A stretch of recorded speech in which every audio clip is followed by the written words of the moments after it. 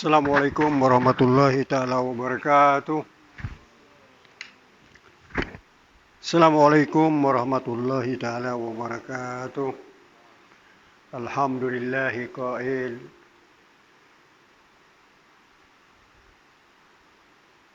Alhamdulillahil qail. Ya ayyuhalladzina amanu udkhulu fis-silmi kaffah. Asyhadu an la ilaha illallah wahdahu la syarikalah. Wa asyhadu anna sayyidina Muhammad abduhu wa rasuluh. Allahumma salli wa sallim hajan nabiyil karim wa ala alihi wa ashabihi ajmain, amma ba'd.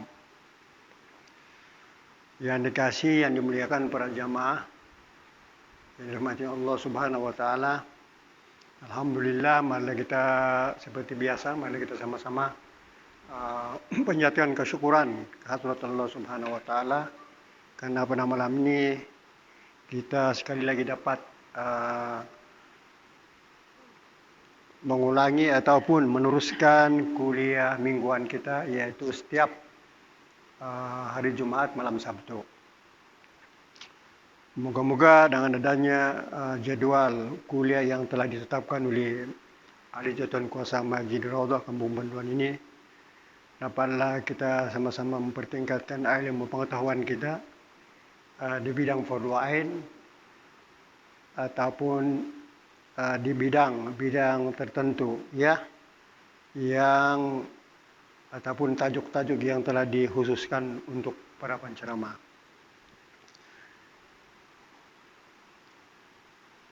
Dan apa yang penting ialah kita dapat dengan kuliah yang seumpama ini kita dapat menghidupkan sunnah Rasulullah sallallahu alaihi wasallam di bidang pengajian.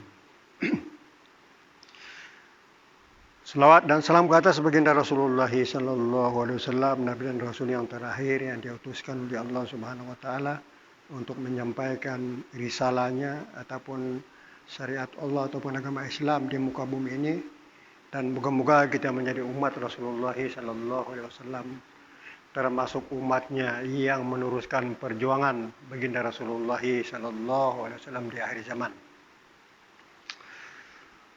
Para jamaah sekalian, pada minggu lalu telah kita sampaikan kuliah bertajuk tingkatan hawa nafsu. Jadi pada malam ini kita akan sampaikan kuliah yang bertajuk di antara sifat-sifat orang mukmin. Jadi kita sebagai orang mukmin, ya, yang dah sekian bertahun beribadah kepada Allah Subhanahu wa taala, maka pada malam ini marilah kita koreksi diri kita berhubung dengan sifat-sifat, sebagian daripada sifat-sifat mukmin ini, adakah kita benar-benar orang yang termasuk dengan orang yang mukmin ataupun sebaliknya. Jadi kita ringkas ya. Kita ringkas, dan yang selebihnya tuan-tuan bolehlah baca dalam kitab-kitab yang berhubung kait dengan tajuk sifat-sifat orang mukmin. Oke, jadi sifat-sifat orang mukmin yang pertama ialah khusyuk mengerjakan ibadah solat.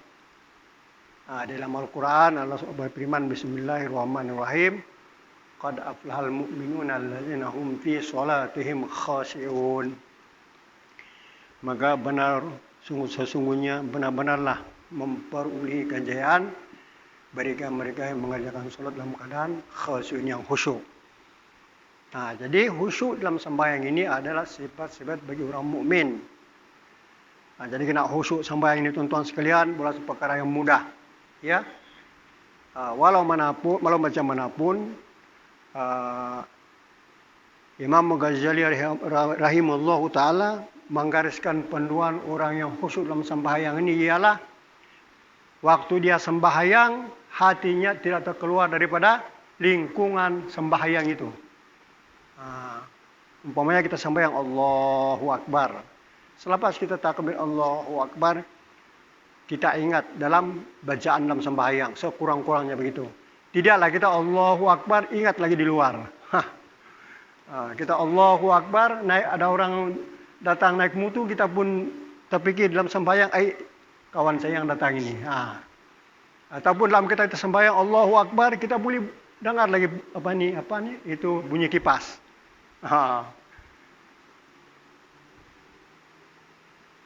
Artinya sekurang-kurangnya usul dalam sembahyang itu dalam kita melaksanakan kita melaksanakan sembahyang tersebut sampailah selesai, tidak memikir di luar daripada sembahyang.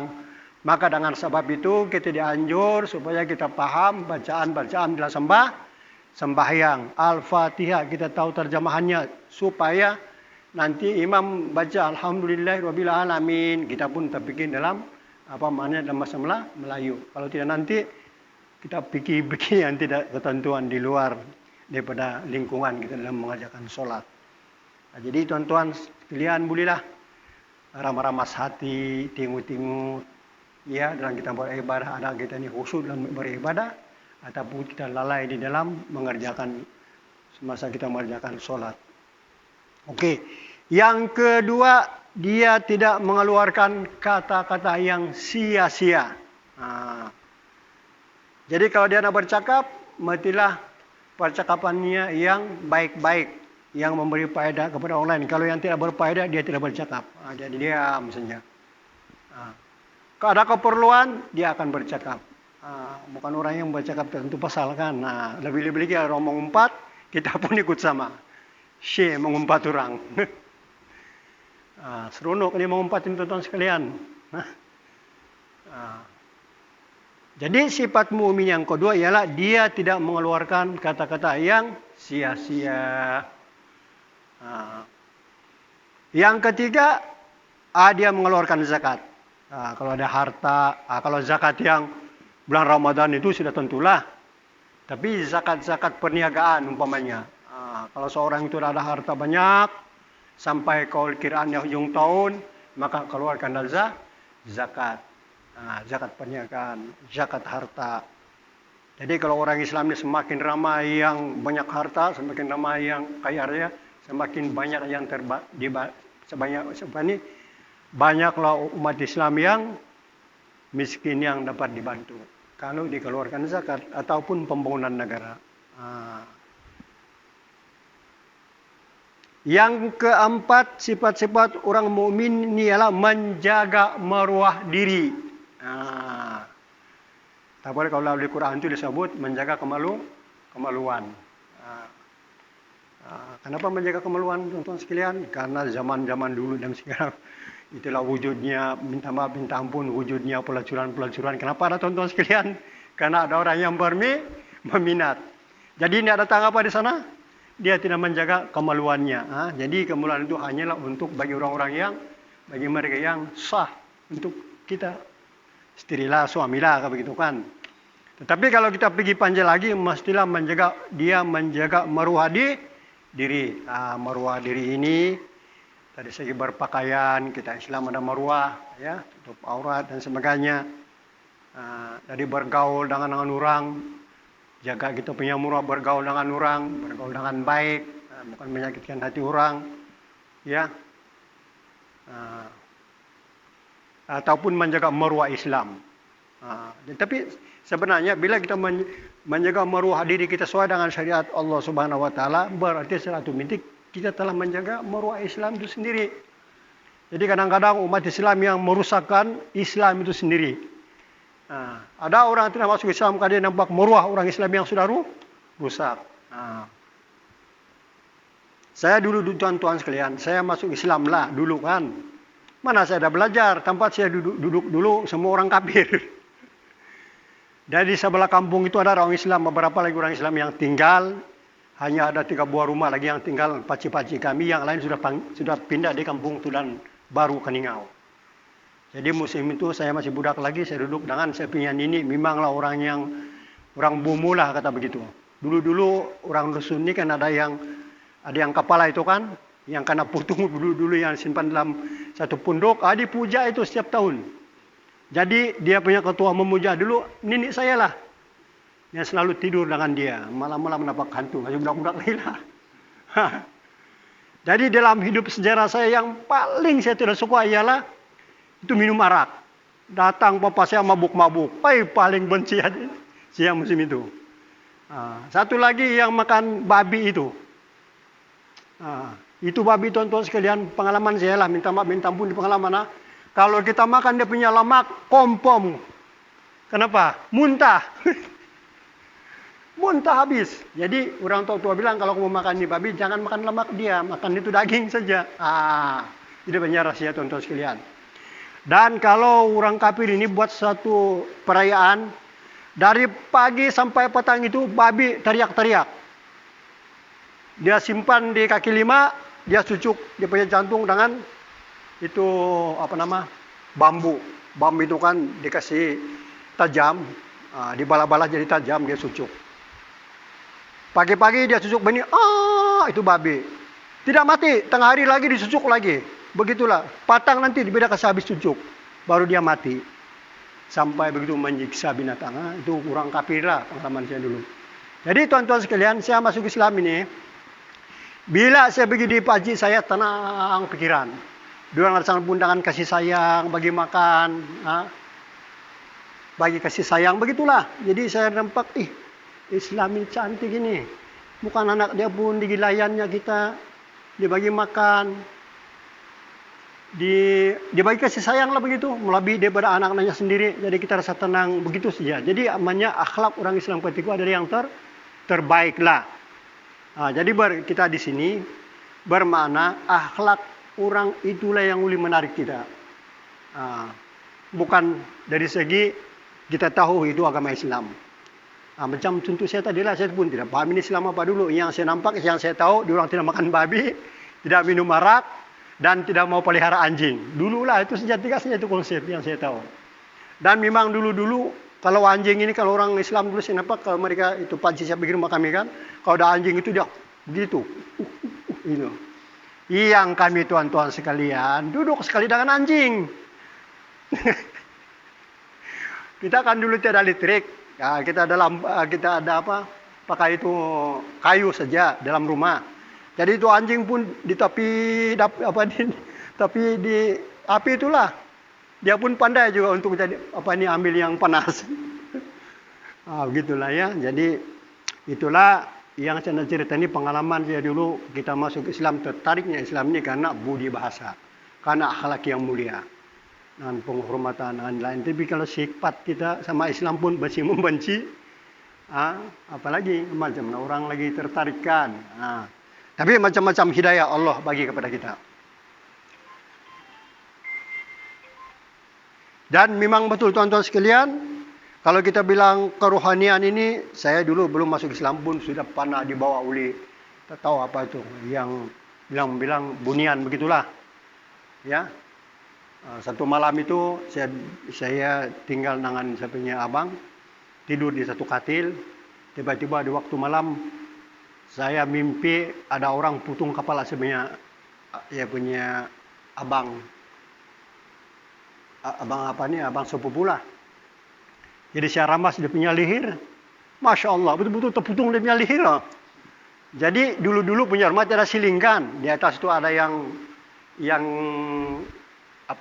kayu besar ini, yang manhan jing itu.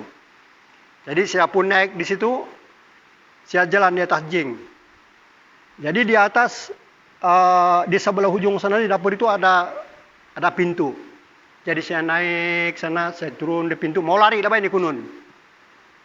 Kebetulan pula di dapur itu ada satu nangka yang tumbang, ya. Jadi dia tidak habis tumbang, dia begini saja menuju di pintu. Saya pun keluar di pintu, ikut itu pukul nangka, turun. Sampai sebuah rumah di sebelah saya, rumah Maji itu, rumah namanya Si Apat nama dia. Si Apat itu tuan-tuan juga orang yang bumbu juga dia. Yang kalau kau sakit, kau jumpa dia boleh berhubung dengan jin itu. Tapi dia orang kafir lah. Sampai saya di rumah dia itu, di sebelah rumah dia, saya pun tidak tahu di mana saya mau pergi. Lepas itu saya terpanggil dia. Apa? Saya bilang. Saya panggil dia pun buka tingkap, tengok saya. Wih, dia bilang, kau masuk di rumah. Aku pun masuk di rumah. Sampai di rumah tuan-tuan sekalian, dia tengok saya, kenapa kau ni? Kenapa dia bilang, dia tengok, dia kata, Kau ini kena bawa itu bunian. Kalau kau tidak terpanggil saya di hutan sudah kau dia bilang di sana itu. Payah sudah mau cari kau. Begitulah. Jadi saya bilang, Pak Haji saya mau balik di rumah nanti Makcik itu cari-cari nanti. Kau mau balik kau tunggu di luar itu. Saya kali setengah tahun sekali gelap dan hujan lebat. Yang dia saya heran, ini saya tidak basah. Tidak basah. Jadi itulah satu pengalaman lah yang kita ini memang ada orang halus yang boleh bawa kita. Memang ada jin kan, begitu. Itu cerita-cerita lah yang tambah sedikit tambahan lah. Oke, kita sambung tadi sifat-sifat mukmin yang orang mukmin yang kelima tadi ialah yang keempat ialah menjaga maruah. Yang kelima ialah menjaga amanah. Sama ada amanah yang Allah Subhanahu wa taala berikan kepada kita ataupun amanah yang dibagi oleh manusia.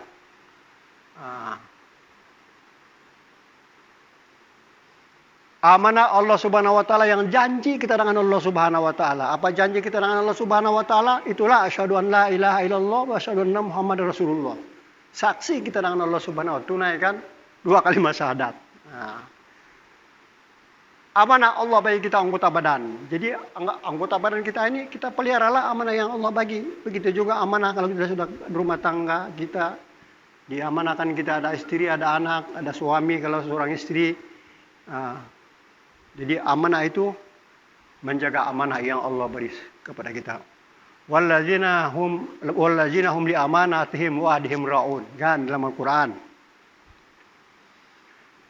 Di samping kita menjaga amanah yang Allah Subhanahu wa taala beri kita ataupun amanah manusia. Amanah yang Allah bagi kita yang paling tinggi ialah kita ini khalifah Allah. Jadi tidak payah urale khalifah Allah itu tuan-tuan dah tahu semua. Amanah kita sama manusia ada kan. Paling tidak amanah kita sama manusia apa? Kalau kita dah kawin, istri. Amanah Allah bagi itu. Anak-anak kita.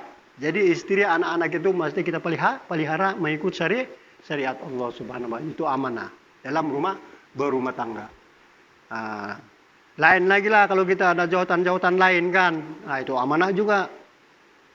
Jawatan di kampung kah, di masjid kah, di bahagian kah, dalam masyarakat kah, dalam jabatan kah, dalam negara kah, itu semua amanah yang dipikulkan kepada kita. Yang mesti kita tunaikan mengikut syariat Allah Subhanahu wa taala. Yang keenam sifat-sifat mukmin ini ialah menunaikan janji. Kita menunaikan janji pun ada janji kita dengan Allah, ada janji yang kita dengan hubungan sesama manusia, ya. Yang dimaksudkan menunaikan janji ini dengan sesama manusia yang janji yang bagus-baguslah. Ya. Itu pun tak payah hurai, itu tuan-tuan dah tahulah. Janji yang baik dengan sesama manusia. Janji kita dengan Allah Subhanahu wa taala apa dia? Memang kita ada janji dengan Allah Subhanahu wa taala kan menjadi orang yang muttaqin. Menyembah perintah Allah Subhanahu wa taala, itu janji kita tunai. Menyampaikan syariat Allah Subhanahu wa taala di muka bumi, kita kena tunai. Dan yang tadi khusyuk sembahyang. Yang ketujuh ialah menjaga solat. Menjaga solat ini bukan saja kita menjaga waktunya. Wallazina hum ala salawatihim yuhafizun. Dan mereka yang menjaga solatnya. Jaga solat ini tuan-tuan sekalian bukan saja masuk waktunya dijaga 5 waktu. Tetapi dijaganya dia punya syarat-syarat. Dia punya sah batal, makruh dalam sembahyang.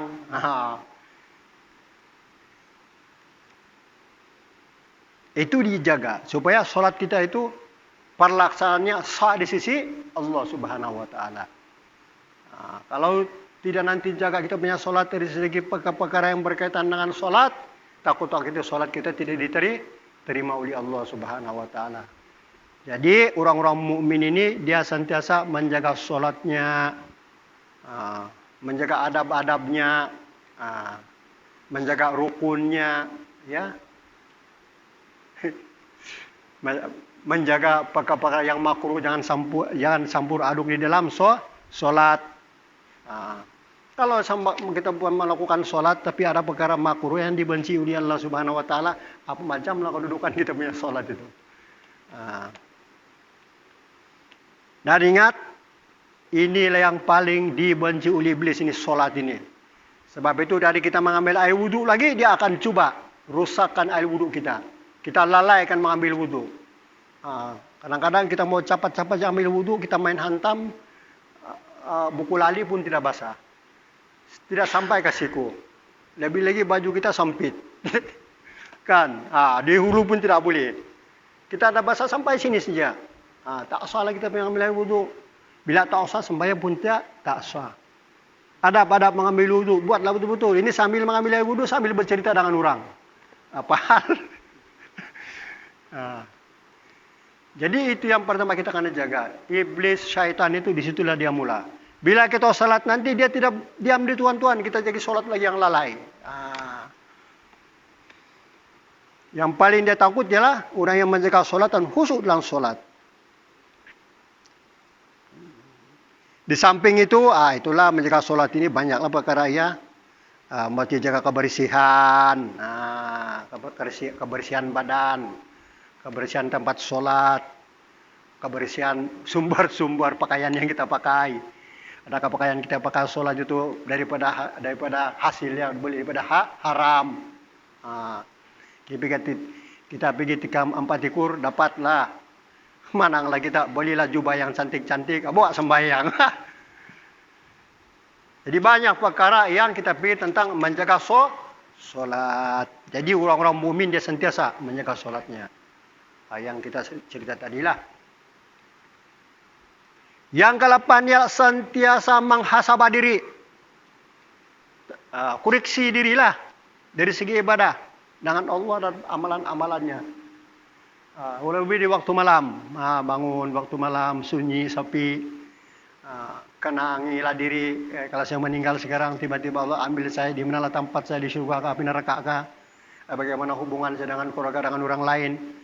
Ada ilmu saya, adakah saya ilmu saya ini diajarkan orang lain? Menghasabah kita tuan sekalian. Hasabah juga diri kita ini. Zaman saya baca Al-Quran, dah baik ke tidak, bagus ke tidak. Itulah menghasabah diri. Menghasabah dari ibadah, daripada dosa, daripada kebajikan. Dan menghasabah dulu daripada kemahiran kita keduniaan yang boleh membangunkan Islam. Macam mana menghasabah diri kemahiran membangunkan Islam? Umpamanya kita pakai dalam perniagaan, kita pergilah macam perniagaan yang halal yang boleh membantu perjuangan Islam. Jadi dia sedang menghasabah diri. Pikir gitu kan. Ada ulama menangis-nangislah di waktu malam, baca Al-Quran menangislah. Tak menangis pun menangis-nangislah. Menginsapi diri kita. Yang seterusnya yang ke-9, hati terpaut pada masjid. Kalau yang lelaki ini hatinya terpaut pada masjid. Bermaksud sentiasa sembahyang berjamaah di masjid. Sekiranya tidak ada alarm menghalang dari segi syariat Allah Subhanahu Wa Taala. Kalau tidak menghalang dari segi syariat, dia sentiasa di masjid, sholat di masjid.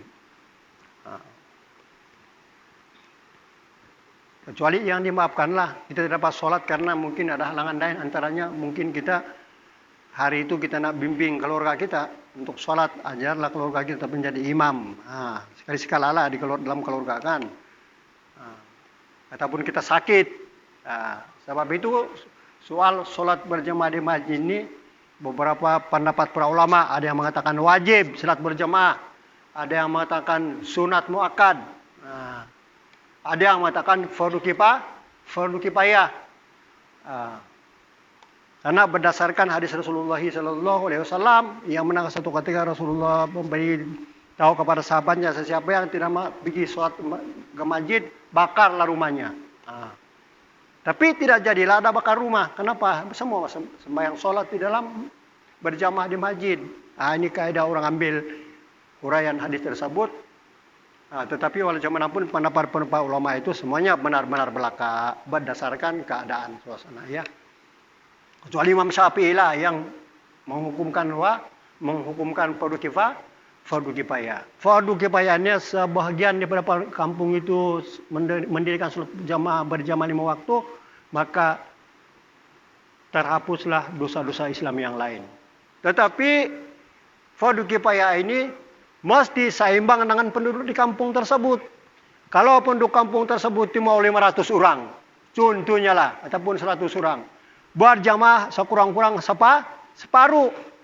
Kalau 500 orang penduduk berjamaah 2-3 orang saja, itu tidak boleh mengangkat fardu kifayah. Itu payah nama dia. Yang berjamaah saja yang terlepas dosa, tapi yang lain tidak terlepas dosa. Kalau sengaja tidak bersalat berjamaah. Karena bersalat berjamaah itu faedahnya besar. Mengiratkan kasih sayang sama umat Islam. Pertemuan umat Islam dengan 5 kali dalam 1 hari. Ya. Yang ke-10, ini susah sedikit ini.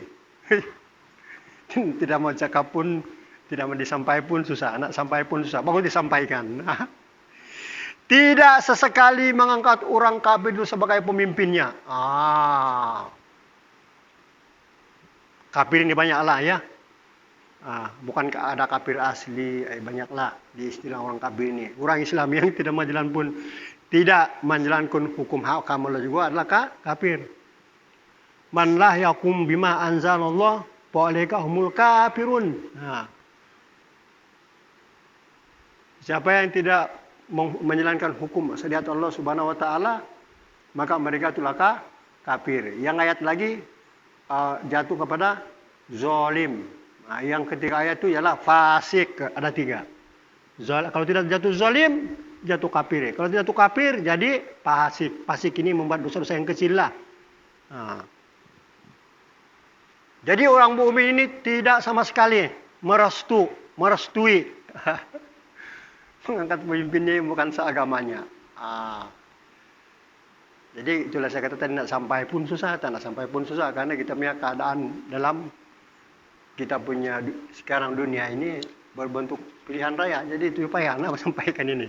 Tapi karena sampai juga, kalau tidak nanti kita kena tanya oleh Allah Subhanahu wa taala.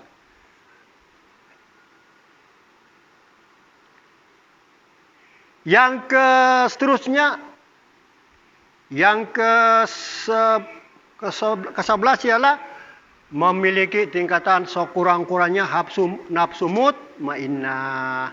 Nafsu mutmainnah ini ialah yang dapat melaksanakan hukum hakam Allah Subhanahu wa taala, dan juga hatinya pun suci daripada sifat-sifat mazmumah. Itu mutmainnah. Kalau lawwamah itu lain lagi.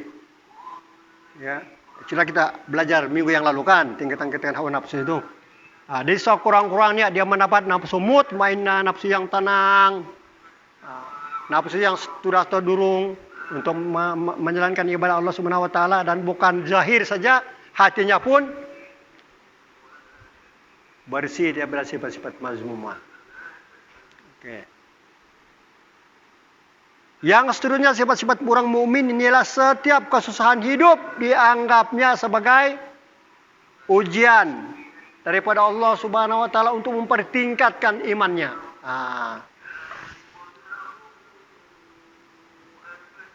Jadi datang ujian, sekarang ini COVID-19, ujian daripada Allah Subhanahu wa taala. Ini pun menguji iman kita, tuan-tuan sekalian. Kalau ini datang, adakah kita yakin ini daripada Allah Subhanahu wa taala dan kita bersandar kepada Allah Subhanahu wa taala, ataupun kita bersandar kepada yang lain-lain. Dan juga adalah untuk hikmahnya supaya kita mempertingkatkan iman kita di sisi Allah Subhanahu wa taala. Apa aja ujian lah, kesusahan hidup ya. Sama ada yang diri kita sendiri ataupun orang lain yang buat untuk diri kita. Jadi semuanya itu kita menganggap ujian daripada Allah Subhanahu wa taala untuk mempertingkatkan iman kita, takwa kita. Dalam Al-Quran Allah beritahu kita dalam arti dalam bahasa Melayu, apakah kamu mampu beriman selagi kamu tidak diuji. Jadi jangan khawatir, ada ujian, itu peningkatan iman kita. Tiada ujian kita pun susah hati. Ada yang itu kan tidak diuji susah hati. Artinya tidak ada rasa kasih sayang Allah Subhanahu wa taala, itu teguran daripada Allah Subhanahu wa taala.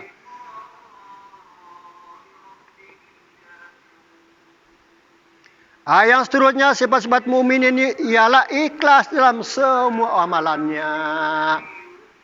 Sama ada amalan ibadah kita khususnya kepada Allah Subhanahu wa taala ataupun hubungan sesama manusia, dia adalah ikhlas. Innal ma'al mukhlisin. Sesungguhnya Allah Subhanahu wa taala itu bersama orang yang ikhlas. Ikhlas ini apa yang dia buat karena Allah Subhanahu wa taala, bukan karena manusia, ya, tapi karena Allah Subhanahu wa taala. Sifat-sifat orang mukmin lagi ialah berkasih sayang sesama mukmin. Paling tidak doa mendoa. Sayang semua orang Islam. Kalau ada orang Islam yang buat salah, dia pun susah hati. Mau ingin datang untuk menasihat, bimbing mereka. Bukan bermusuh-musuhan sesama umat Islam. Tetapi berkasih sayang sama mukmin. Bismillahirrahmanirrahim. Innamal mu'minuna ikhwatun. Sesungguhnya orang mukmin itu bersaudara, berkasih sayang. Walaupun berbuat puak, bangsa itu hanyalah ciptaan Allah Subhanahu wa taala yang menunjukkan Allah itu berkuasa, dan bangsa suku yang bermacam-macam itu supaya kita kenal mengenali di antara satu sama lain. Dan tegas terhadap orang kafir. Dan sifat-sifat orang mukmin lagi ini sentiasa berselawat ke atas baginda Rasulullah sallallahu alaihi wasallam, tandanya cinta kepada Rasulullah. Ya ayyuhalladzina amanu, apa itu nama Al-Qur'an? Inna Allah wa malaikatahu yusholluna 'alan nabi. Ya ayyuhalladzina amanu shallu alaihi wasallimu taslima. Sesungguhnya Allah Subhanahu wa taala dan para malaikat itu berselawat ke atas Nabi. Maka wahai orang-orang yang beriman, berselawat dan salamlah kamu ke atas Nabi, yaitu Rasulullah sallallahu alaihi wasallam. Jadi macam mana tuan-tuan? Berapa kali kita berselawat dengan Rasulullah dalam satu hari? Jadi orang mukmin ini sentiasa berselawat ke atas baginda Rasulullah sallallahu alaihi wasallam. Dan seterusnya senantiasa beristighfar. Astagfirullahaladzim. Yang paling iblis tidak suka ialah astagfirullah, istighfar kepada Allah Subhanahu wa taala. Dan inilah penyelesaian tuan-tuan sekalian. Kalau kita buat sesuatu yang tak betul, kita bilang astagfirullahaladzim. Selesai masalah, betul tidak? Dan inilah iblis yang tidak suka sekali. Orang yang selalu bertaubat kepada Allah Subhanahu wa taala. Kasih pendek-pendek lah ya.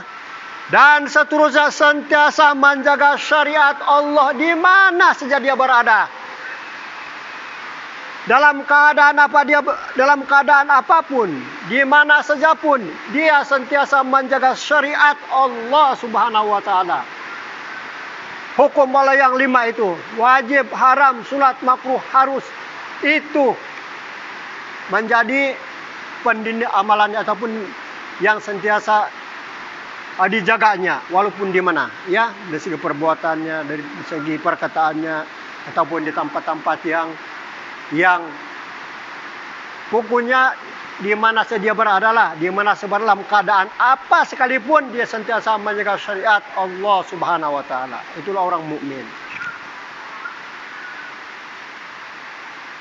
Dan seterusnya sifat orang mukmin ini tidak sama sekali bersubhat dengan perkara-perkara yang membawa kepada kekufuran Allah Subhanahu wa taala, ataupun maksiat kepada Allah Subhanahu wa taala, ataupun perkara yang haram di sisi Allah Subhanahu wa taala.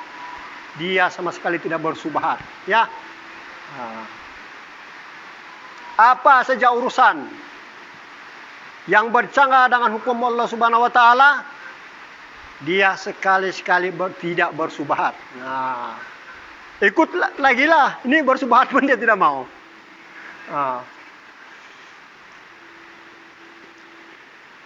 Dan yang seterusnya sifat-sifat orang mukmin ini ialah sentiasa membaca Al-Quran. Yang kita ini tuan-tuan sekalian, berapa kali kita baca Al-Quran dalam satu hari? Dulu kerajaan kita istiharkan 1 hari 1 jam baca Al-Quran. Diresmikan lagi itu oleh Tun Najib dululah. Diresmi dilansarkan setiap hari orang Islam sekurang-kurangnya 1 jam baca Al-Quran. Kalau yang tidak pandai baca Al-Quran, tafsiran Al-Quran. Setiap hari ambil 1 jam. Bagus juga kan kalau begitu. Arahan daripada pihak-pihak yang berkuasa. Jadi orang yang mukmin ialah sentiasa baca Al-Quran. Seandainya 1 hari tidak baca Al-Quran, itu satu kesalahan bagi dia. Bayangkan itu.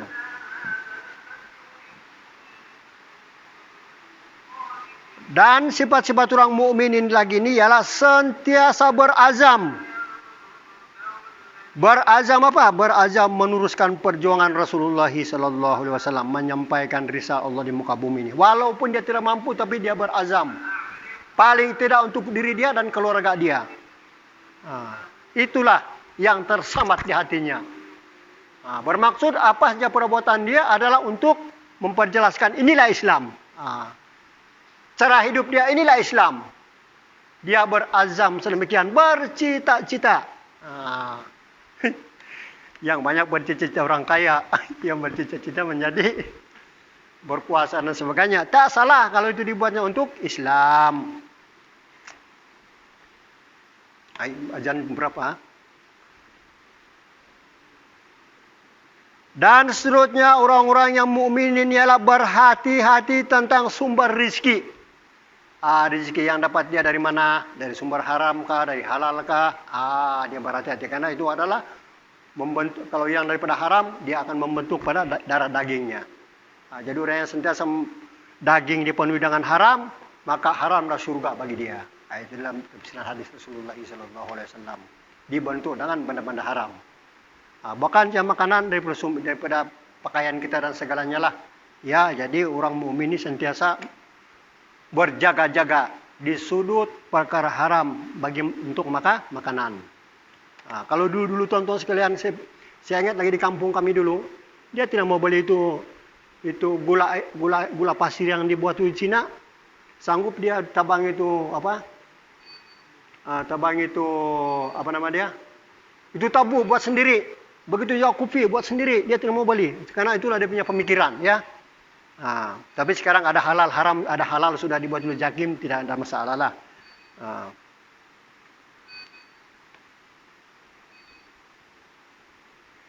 Dan seterusnya ialah dia tadi cinta dengan Rasulullah kan. Sekarang dia mencintai Allah Subhanahu wa taala.